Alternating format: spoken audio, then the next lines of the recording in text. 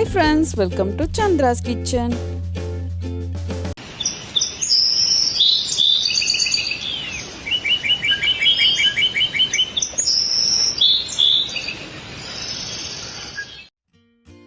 இதுவரைக்கும் சந்திராஸ் கிச்சனை சப்ஸ்கிரைப் செய்யாதவர்கள் ரெட் கலர் சப்ஸ்கிரைப் பட்டனை ப்ரெஸ் பண்ணி சப்ஸ்கிரைப் பண்ணிக்கோங்க.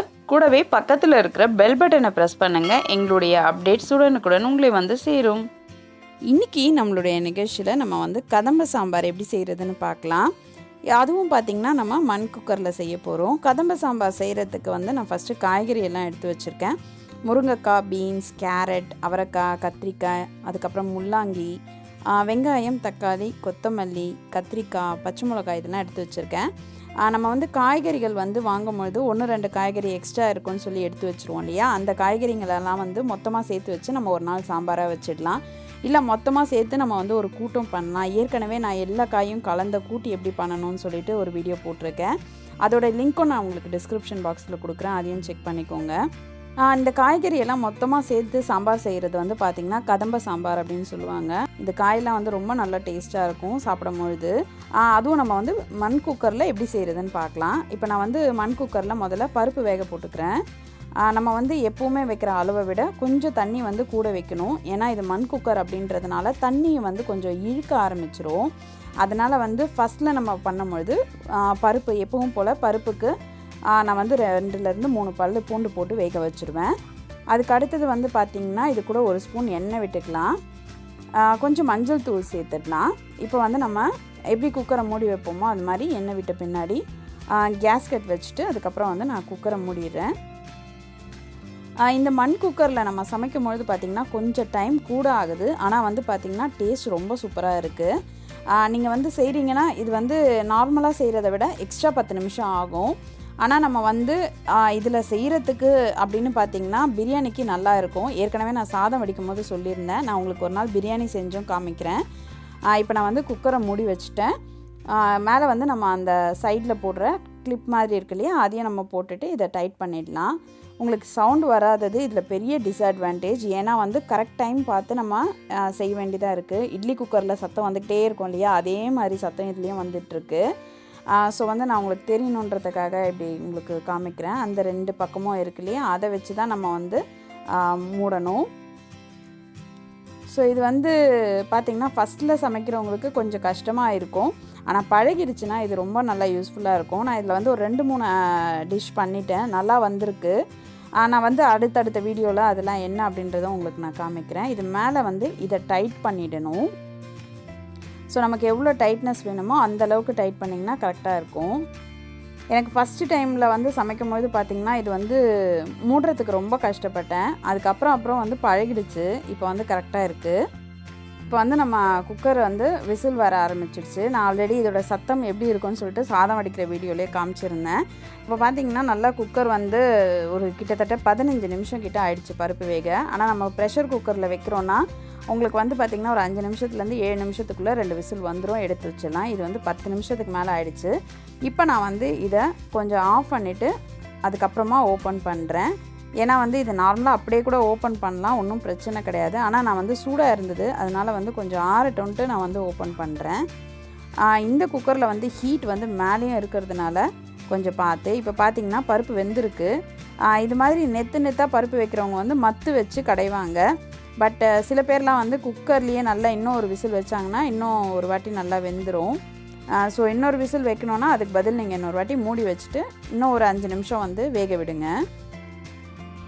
ஆனால் வந்து பார்த்திங்கன்னா நார்மலாக வைக்கிற சாம்பாரை விட இந்த சாம்பார் ரொம்ப நல்லா டேஸ்ட்டாக இருந்துச்சு. அது மண் பாத்திரத்தில் எந்த பொருள் சமைச்சாலுமே நல்லா டேஸ்ட்டாக இருக்கும். இப்போ பார்த்திங்கன்னா நல்லா வந்து பருப்பு வெந்துருச்சு. நல்லா வந்து உங்களுக்கு குக்கரில் வச்ச அளவுக்கு இது வந்து வெந்திருக்கு. நம்ம வந்து கரண்டி போட்டு இதை வந்து நல்லா கலந்துக்கலாம், அந்த அளவுக்கு இது நல்லா வெந்திருக்கு. இந்த குக்கரில் சமைக்கும் போது பார்த்திங்கன்னா ஒரு 10 நிமிஷம் எக்ஸ்ட்ரா டைம் எடுக்குது.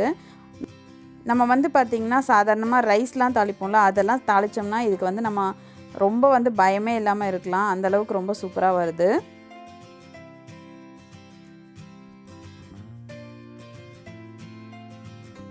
இப்போ நான் அதே குக்கர்லேயே உங்களுக்கு காய்கறியும் வேக வச்சிடுறேன். ஃபஸ்ட்டு வந்து பார்த்திங்கன்னா நான் 2 ஸ்பூன் எண்ணெய் விட்டுருக்கேன். நீங்கள் ஒரு 3 ஸ்பூன் கூட விட்டுக்கலாம். அடுத்தது வந்து கடுகுளுந்து சேர்த்துக்கோங்க. கடுகுளுந்து பொரிஞ்சதும் நான் வந்து இப்போ பொடியாக நறுக்கின வெங்காயம் சேர்த்துக்கிறேன். அது கூடவே வந்து சின்ன வெங்காயமும் சேர்த்துக்கிறேன். சாம்பாருக்கு சின்ன வெங்காயம் நல்லாயிருக்கும், ஆனால் நான் இன்றைக்கி கொஞ்சம் கம்மியாக தான் சேர்த்துருக்கேன்.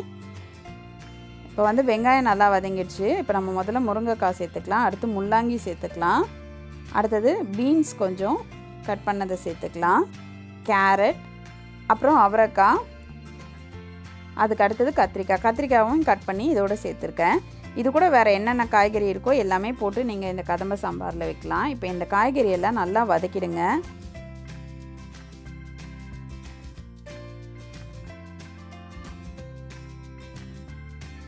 அடுத்தது தக்காளி பழம் சேர்த்துக்கலாம். தக்காளி பழம் ஒன்று சேர்த்து நல்லா இதை வதக்கிடலாம்.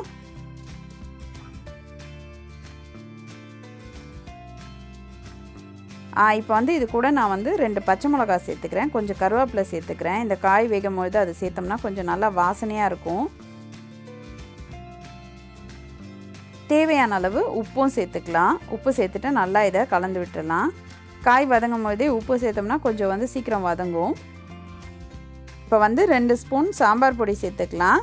சேர்த்துட்டு நல்லா இதை வதக்கிடலாம்.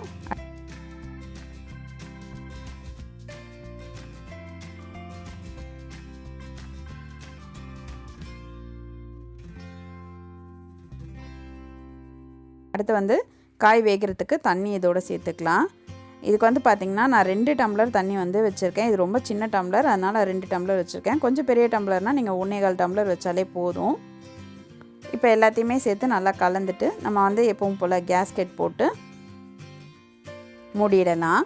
இதை வந்து நீங்கள் பருப்போடு சேர்த்து கூட வேக வைக்கலாம், ஆனால் வதக்கிட்டு செய்யும்பொழுது உங்களுக்கு நல்லாயிருக்கும். அதனால தான் நான் வந்து வதக்கிட்டு இந்த காய்கறியை வந்து இப்போ நான் குக்கரில் வேக வைக்கிறேன். பருப்பு கொஞ்சம் வெந்ததுமே வந்து பார்த்திங்கன்னா காய்கறியை போட்டு வேக வச்சாலுமே வந்து சீக்கிரமாக வந்து நமக்கு காய் வெந்துடும்.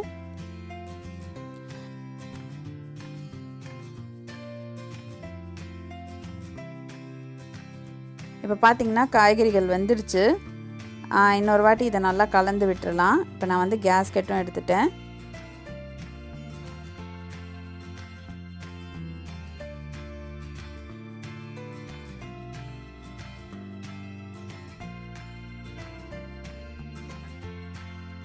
இப்போ வந்து பார்த்திங்கன்னா நம்ம தண்ணி ஊற்றின அளவு எல்லாமே குறைஞ்சிடுச்சு. அடுத்ததான் நம்ம கடைஞ்சி வச்சுருக்க பருப்பை வந்து இதோட சேர்த்துக்கலாம்.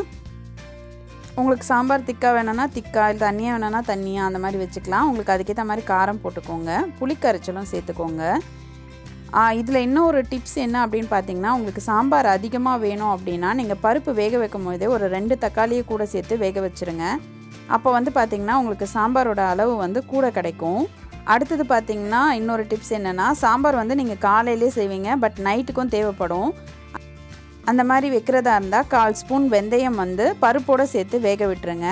அப்படி வேக விட்டிங்கன்னா உங்களுக்கு சீக்கிரமாக சாம்பார் வீணாகாது. அடுத்தது பெருங்காயத்தூள் சேர்த்துக்கலாம். பருப்புன்றதுனால கொஞ்சம் கூடவே பெருங்காயத்தூள் சேர்த்துக்கலாம். இப்போ இது எல்லாத்தையும் சேர்த்து நல்லா கலந்தாச்சு. இது வந்து லைட்டாக கொதிக்க ஆரம்பிக்கட்டும். இப்போ இது லைட்டாக கொதிக்கும் பொழுதே நான் வந்து கொத்தமல்லி தழை சேர்த்துட்றேன். சப்போஸ் உங்கள்கிட்ட கொத்தமல்லிலாம் இல்லை அப்படின்னா நீங்கள் வந்து தனியா பொடி சொல்லுவாங்க இல்லையா, அதை ஒரு 1/2 ஸ்பூன் சேர்த்திங்கனாலே ரொம்ப நல்லா வாசனையாக இருக்கும் சாம்பார்.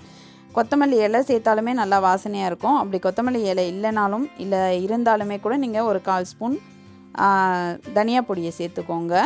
அடுத்தது வந்து ஒரு துண்டு வெல்லம் சேர்த்துக்கோங்க. ஏன்னா வெல்லம் சேர்த்திங்கன்னா எல்லாமே உங்களுக்கு வந்து கரெக்டாக ஈக்குவல் பண்ணி கொடுக்கும். அதுக்காக தான் வெல்லம் சேர்க்குறது. நம்ம ரொம்ப சின்ன பீஸ் தான் சேர்த்துருக்கோம், அதனால் உங்களுக்கு வந்து இனிப்பு தன்மை கிடைக்காது. இப்போ வந்து நல்லா கலந்தாச்சு. இப்போ வந்து சாம்பார் கொதிக்க ஆரம்பிச்சிடுச்சு. இப்போ நான் பக்கத்துலேயே வந்து பார்த்திங்கன்னா தட்கா பேனில் வந்து கடுகுளுந்து, காஞ்ச மிளகா, அதுக்கப்புறம் கருவேப்பிலை போட்டு தாளிச்சிருக்கேன். இதை வந்து இதோட சேர்த்துடுறேன். இது வந்து இன்னும் கொஞ்சம் ஃப்ளேவர் கொடுக்கும், அதுக்காக தான். இப்போ நம்மளுடைய மண்பானையில் செஞ்ச கதம்ப சாம்பார் ரெடி ஆயிடுச்சு. நீங்களும் இதை உங்கள் வீட்டில் ட்ரை பண்ணி பாருங்கள். உங்களுடைய ஃபீட்பேக்கை எங்களுக்கு சொல்லுங்கள். இந்த சாம்பாரில் வந்து பார்த்திங்கன்னா எல்லா காய்கறியும் இருக்குது. அதனால் சாதம் மட்டும் வச்சு ஒரு அப்பளம் வச்சு சாப்பிட்டாலுமே ரொம்ப சூப்பராக இருக்கும்.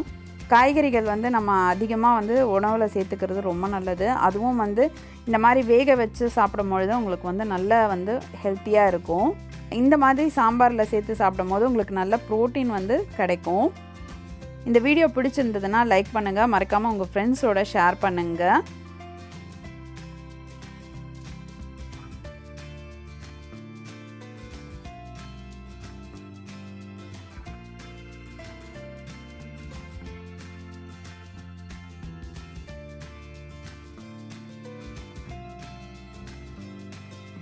மேலும் இது போன்ற சுவாரஸ்யமான தகவல்களை அறிந்து கொள்ள சந்திராஸ் கிச்சனை சப்ஸ்கிரைப் செய்யுங்கள். உங்களுடைய கமெண்ட்டை கமெண்ட் பாக்ஸில் போடுங்க. லைக் அண்ட் ஷேர் பண்ணுங்கள்.